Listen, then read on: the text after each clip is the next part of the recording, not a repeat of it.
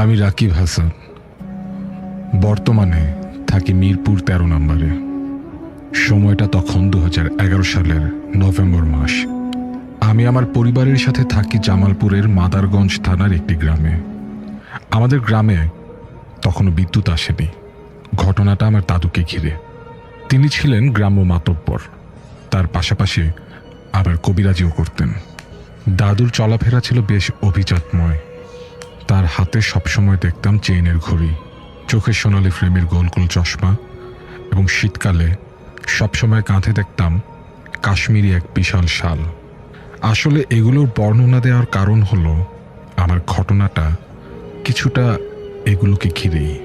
২০১১ সালের নভেম্বর মাসের ১১ তারিখ বিকালবেলা আমার দাদু হঠাৎ ব্রেইন স্ট্রোক করে জামালপুর সদর থেকে মাদারগঞ্জ আসার সময় গাড়িতেই মারা যায়। তার এইভাবে চলে যাওয়াটা আমাদের গ্রামের বা পরিবারের কেউই মেনে নিতে পারছিলেন না। যথারীতি তাকে গোসল করানো হয় এবং সিদ্ধান্ত নেওয়া হয় পরের দিন সকালে তাকে দাফন করা হবে। কারণ আমার বাবা বাড়িতে ছিলেন না, আর তিনি চেয়েছিলেন যেন শেষবারের মতো তার বাবাকে দেখতে পারেন। বলে রাখা ভালো, আমার দাদুর লাশ গোসল করানোর পর যেই খাটিয়ার ওপর শোয়ানো হয়েছিল, সেই খাটিয়াটা ঢেকে দেওয়া হয় আমার দাদুর সেই কাশ্মীরের শালটা দিয়ে। যেহেতু পরের দিন লাশ দাফন করা হবে, তাই দাদুর লাশটা রাখা হয়েছিল আমাদের উঠানে, এবং আমি, আমার চাচাতো ভাই, আমার চাচারা এবং গ্রামের কিছু লোকজন সারা রাত ধরে লাশ পাহারা দিচ্ছিলাম। যেহেতু শীতকাল ছিল, তাই বাইরে ছাউনি করে পাহারা দিচ্ছিলাম আমরা। আমার এখনো ঠিক মনে আছে বাইরে অনেক শীত এবং কুয়াশা ছিল সেই রাতে। রাত তখন ৩টা কি ৪টা হবে। সবাই তখন ছাউনির নিচে লেপের ভেতর ঘুমোচ্ছে, কিন্তু আমি তখনও জেগে। দাদুর জন্য কষ্ট হচ্ছিল। একটু পরপর কাঁদছি আর গিয়ে আগরবাতি জ্বালিয়ে দিচ্ছি। খুব মনে পড়ছিল দাদুকে। হঠাৎ এমন সময় আমি আমার দাদুর লাশের পাশে একজন লোকের কান্নার আওয়াজ শুনতে পাই। প্রথমে মনে হয়েছিল কোনো আত্মীয় স্বজন হবে হয়তো। একা একা জেগে লাশ পাহারা দেওয়াতে কিছুটা ভয় ভয়ও কাজ করছিল। লোকটার কান্না শুনে মনে হলো কেউ একজন তো জেগে আছে। একটু সাহস পেলাম। দেখতে গেলাম যে কে কাঁদছে। দাদুর লাশের খাটিয়ার উপর যেন কুয়াশা পরে ভিজে না যায়, তাই একটা বাঁশের চাটাই দিয়ে গোল করে ঠেকে দেওয়া হয়েছিল। তাই লোকটিকে দেখতে আমাকে উঠে খাটিয়ার সামনে থেকে পেছনের দিকে যেতে হয়।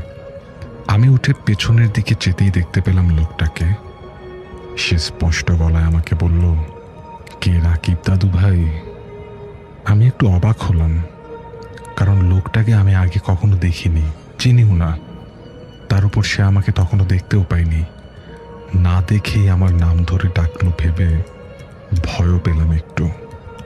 পরে মনে হলো সে আমাকে চিনে হয়তো বা, আমি হয়তো তাকে চিনি না।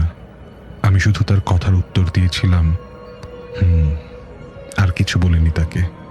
চেয়ে দেখলাম লোকটা বেশ পুরো, মুখে লম্বা লম্বা সাদা দাড়ি, পরনে সাদা লম্বা পাঞ্জাবি, আর তার চেহারাও ছিল বেশ ফর্সা। যাই হোক, বেশিক্ষণ তাকায়নি তার দিকে। চলে এসেছিলাম সেখান থেকে এবং ছাউনির ভেতরে এসে ঘুমিয়ে পড়েছিলাম একটা সময়। তারপর সকাল হলো। 11টার দিকে জানাজা হবার কথা হলে অনেক লোকজন আসার কারণে দাদুর জানাজা হতে হতে প্রায় 11:30 বেজে যায়। অনেক ঘটনার পর তারপর দাফন কাজ সম্পন্ন করা হয়। ওইদিকে আমার বাবা তখন এসে পৌঁছাননি কাজের কারণে। সেদিন রাত প্রায় 12টার দিকে আমার বাবা আসেন। তিনি দাদুকে আর দেখতে পাননি। বাবা এসে অনেক কান্নাকাটি করলেন। আমি এবং আমার বাবা, মা, আমার ছোট কাকা সবাই দাদুর কবরের পাশে গেলাম রাতে কবর জিয়ারত করতে। জিয়ারত শেষে হঠাৎ আমার চোখ যায় কবরের পাশে একটা আম গাছের দিকে। দেখি রাতের সেই লোকটা ওইখানে দাঁড়িয়ে তাকিয়ে আছে আমার দিকে। কেমন জানি একটা কষ্টের ছাপ তার মুখে। আমি একটু ভয় পাই, অবাকও হই, কিন্তু কাউকে কিছু বলিনি। মোনাজাত করে তারপর সবাইকে নিয়ে চলে আসে বাড়িতে। আমার দাদুর মৃত্যুর পর আমাদের বাড়ি কেমন যেন ফাঁকা ফাঁকা হয়ে গিয়েছিল। সব কিছু গোছাতে আমাদের অনেক দিন লেগে যায়। তার কয়েক মাস পর জানুয়ারিতে আমাদের এলাকায় একটা মাদ্রাসায় ওয়াজ মাহফিলের আয়োজন করা হয়। আসলে মাদ্রাসাটা ছিল আমার বাসা থেকে একটু দূরে, তো আমি এবং আমার একটা ভাতিজা মিলে প্ল্যান করি আমরা সেখানে যাব। আমার প্ল্যান ওয়াজ শুনতে যাওয়া হলেও ভাতিজা তার বান্ধবীর সাথে দেখা করতে যাবে ভাবছিল। আমরা যথারীতি পড়াশোনা শেষ করে 9টার দিকে রওনা দিই। এখানে বলে রাখা ভালো যে অনেক শীত পড়ার কারণে আমি আমার দাদুর শালটা গায়ে জড়িয়ে বের হই। আমরা হেঁটেই রওনা দিই, কারণ গ্রামের পথ, সেখানে কোনো যানবাহন ছিল না। তো হাঁটতে হাঁটতে রাস্তায় আমি কিছু জলপাই খুঁজে পাই। আমি ভাতিজা সুজনকে ডাক দিয়ে বললাম, দেখ জলপাই, চল কুড়াই, খেতে খেতে যাব। তখন সুজন বলে কয়েকটা নিয়ে যাবে ওর বান্ধবীর জন্য। তো আমরা দুইজন জলপাই কুড়োতে কুড়োতে একেবারে জলপাইয়ের গাছের নিচে চলে যাই। জলপাই গাছটা ছিল বেশ পুরনো এবং অনেক মোটা। একদিকে আমি জলপাই কুড়াচ্ছি আর সুজন আমাকে লাইট মেরে আলো দেখাচ্ছে।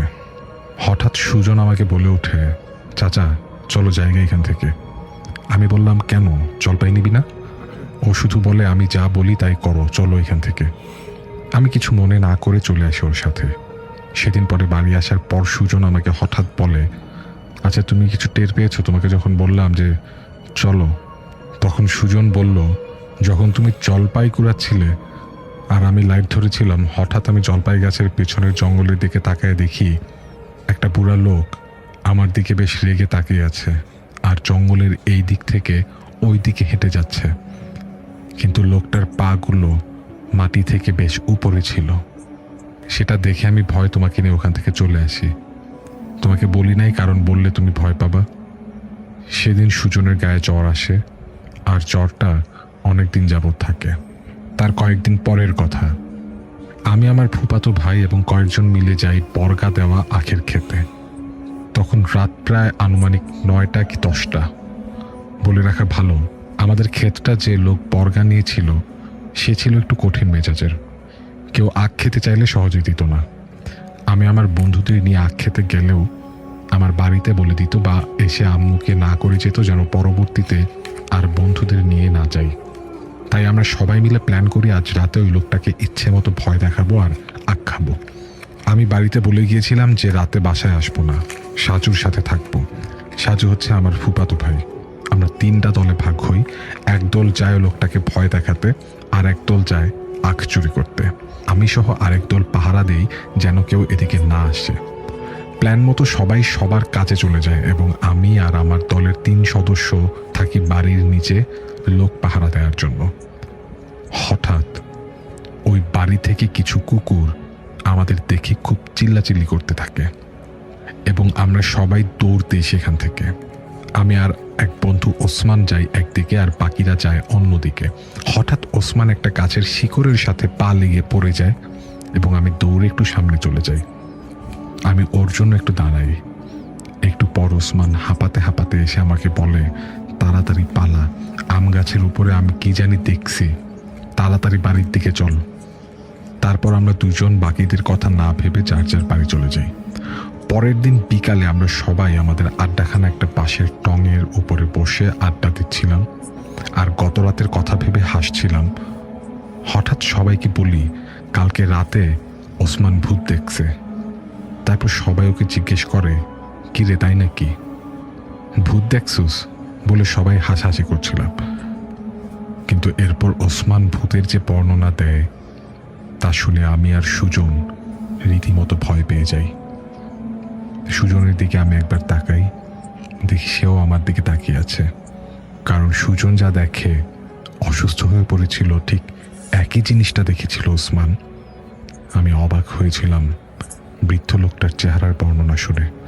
কারণ প্রায় 2-3 মাস আগে দাদু মারা যাওয়ার সময় রাতে খাটিয়ার পাশে বৃদ্ধ লোকটার সাথে হুবহু মিলে যাচ্ছে ওসমান এবং সুজনের দেখা সে বৃদ্ধের চেহারা।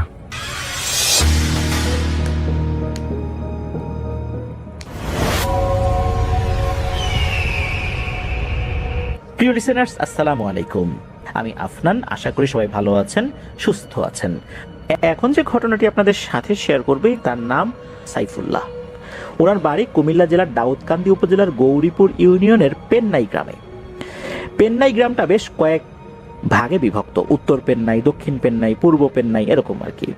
ওনার যে বাড়িটা, এটা কোন পেন্নাই উনি সঙ্গত কারণে বলেন নাই, এটা গোপন রাখতে চেয়েছেন। ওনার জন্ম 1999 সালের জানুয়ারি মাসের 18 তারিখ সোমবার। সময়টা ছিল শেষ রমজান। ওই দিন সন্ধ্যার পর পবিত্র ঈদ উল ফিতরের চাঁদ দেখা যায়। পরের দিন রোজার ঈদ অর্থাৎ ঈদ উল ফিতর। তো ঈদ উল ফিতরের আগের রাত 9টায় অর্থাৎ শেষ রমজান যেটা, সেটা হয়ে গেছে, ইফতার হয়ে গেছে, রাত 9টার দিকে উনি জন্মগ্রহণ করেছেন। জন্মের সময় তারিখ স্পষ্ট মনে থাকার পেছনে কারণ এইটাই যে পরের দিন ঈদ উল ফিতর ছিল, তাই। উনি তো জন্মগ্রহণ করেছেন একটা বিশেষ সময়, সুন্দর একটি সময়, একটা পবিত্র রাতে। পরিবারে একটা আনন্দের বন্যা বয়ে যাচ্ছে। প্রথম রাত, দ্বিতীয় রাত, তৃতীয় রাত, চতুর্থ রাতে এসে ঘটে এক ভয়ঙ্কর ঘটনা। 3টা রাত স্বাভাবিকভাবে গিয়েছে। ঈদের আগের রাত, তারপর ঈদের দিনের রাত, ঈদের পরের দিনের রাত।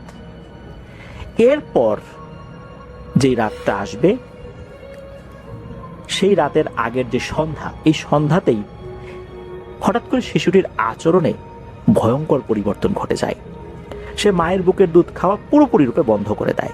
একটানা কান্নাকাটি করছে, এমন কান্না, এটা কোনো স্বাভাবিক কোনো শিশুর কান্না না। শিশুরা কান্নাকাটি করে, ক্ষুধায় কান্নাকাটি করে বা অন্য কোনো কারণে কান্নাকাটি করতে পারে, কিন্তু এমন কান্না অস্বাভাবিক রকমের কান্না।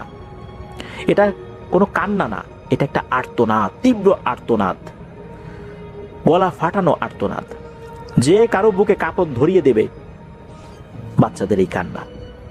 মা বাবা কোনোভাবেই থামাতে পারছেন না, আত্মীয় স্বজনরা চলে আসে, পাড়া প্রতিবেশীরা চলে আসে, সবাই মিলে চেষ্টা করেও কোনোভাবেই বাচ্চার কান্না থামানো যায় না। শরীরটা ভয়ঙ্করভাবে মাঝে মাঝে কেঁপে উঠছে, সময় গড়াচ্ছে, রাত গভীর হচ্ছে, কান্না তো থামে না। অজানা এক আতঙ্ক পুরো বাড়িটাকে মনে হচ্ছে গ্রাস করে ফেললো। দাদা দাদি তখন আর ধৈর্য ধরতে পারলেন না। দাদা দাদি বললেন, এটা কোনো স্বাভাবিক কান্না না রে, আর কিছুক্ষণ কাঁদলে বাচ্চাটা মারা যেতে পারে। নিশ্চয়ই কারণ নজর লাগছে বা অশুভ কোনো কিছু ছায়া পড়ছে ওর গায়ে। এক্ষুনি শাহাদত দারোগাকে ডাকতে হবে। শাহাদত দারোগাকে? শাহাদত দারোগা কোনো পুলিশের দারোগা না, উনি মূলত একজন কবিরাজ, তার নাম শাহাদত কবিরাজ। কিন্তু ওনার যে কাজকর্ম এতটা এগ্রেসিভ যে জিন ভূত তাকে দেখে মারাত্মক ভয় পায়। মানে এতটা ভয় পায়, উনি কোনো কাজে গেলে অতি দ্রুত সেই কাজের সমাধান উনি করে ফেলেন। খুব বেশিক্ষণ কোনো জিন ভূতের সাথে উনি কথা বলেন না, অল্প সময়ের মধ্যেই উনি যেটা করার দরকার উনি সেটা করে ফেলেন। কোনো নরম সুরে কথা বলেন না। জিন ভূতের কাছে এই শাহাদত কবিরাজি একটা মূর্তমান আতঙ্ক। জিন ভূতের কাছে উনি একটা জিন ভূত, এমন একটা অবস্থা আর কি। এই জন্যই তার এই বিশেষ এগ্রেসিভ আচরণের কারণেই মানুষজন তাকে শাহাদত কবিরাজ না বলে শাহাদত দারোগা বলে অভিহিত করেন। উনি প্যারানরমাল বিষয় বোঝা বা সমাধানের বিষয়ে আল্লাহর রহমতে যথেষ্ট দক্ষতা অর্জন করেছেন। বাড়ির একজন সদস্যকে পাঠানো হয় এই শাহাদত কবিরাজকে আনতে। তখন তো সবার হাতে মোবাইল ফোন ছিল না, টর্চ লাইট নিয়েই রওনা দিয়েছেন। ফোন করে আর জানাতে পারেন নাই শাহাদত কবিরাজকে যে শাহাদত কবিরাজ বাড়িতে আছেন কিনা, ওনারা আসছেন। আর শাহাদত কবিরাজের কাছেও তখন মোবাইল ফোন ছিল না। একটা রিক্সা নিয়ে যান, রিক্সার নিচে একটা হারিকেন ছিল, হারিকেনের টিমে আলোতে পথ চলছিল, আর যিনি যাচ্ছিলেন তার কাছে তো টর্চ লাইট ছিলই। মোটামুটি শাহাদত কবিরাজের বাড়িতে অল্প সময়ের মধ্যে পৌঁছে যান। শাহাদত কবিরাজ তখন জেগেই ছিলেন। তো উনি ওনার বেশ কিছু উপকরণ নিয়ে আবার ওই রিক্সাতে রওনা দেন। কথা ছিল রিক্সাতে করে আবার তাকে পৌঁছে দিতে হবে। কবিরাজ আসেন, আসার পর উনি বলেন যে এই বাচ্চার উপর একটা শক্তি কাজ করছে না, অনেকগুলো শক্তি একসাথে কাজ করছে। উনি ঝাড়ফুঁক করলেন, রুকিয়া করলেন, আর এই সাইফুল্লাহ ভাইয়ের মা বাবাকে বলে দিলেন যে বাচ্চাকে কখনোই সন্ধ্যার পরে বাইরে নেবেন না, আর যখন আজান দেয় আজানের সময় ওকে বাইরে নেবেন না, আজান শেষ হয়ে গেলে নিতে পারবেন। খুব সাবধানে রাখবেন, সবসময় বাচ্চার সাথে কেউ না কেউ যেন থাকে। এখন তো কবিরাজকে বাড়ি পৌঁছে দেওয়ার পালা।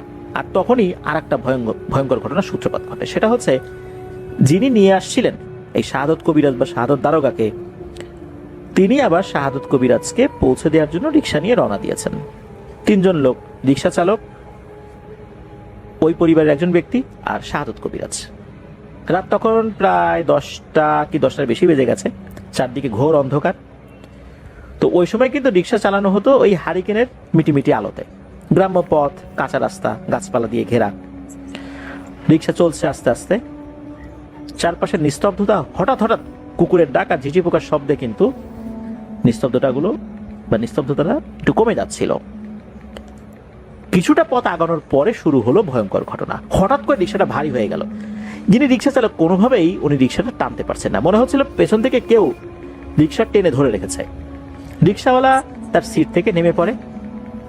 নেমে সে দাঁড়িয়ে রিক্সার সামনের দিকে আগানোর চেষ্টা করে, তাও পারে না। এ পর্যায়ে রিক্সাওয়ালা রিক্সা থামিয়ে চারদিকে খুঁজে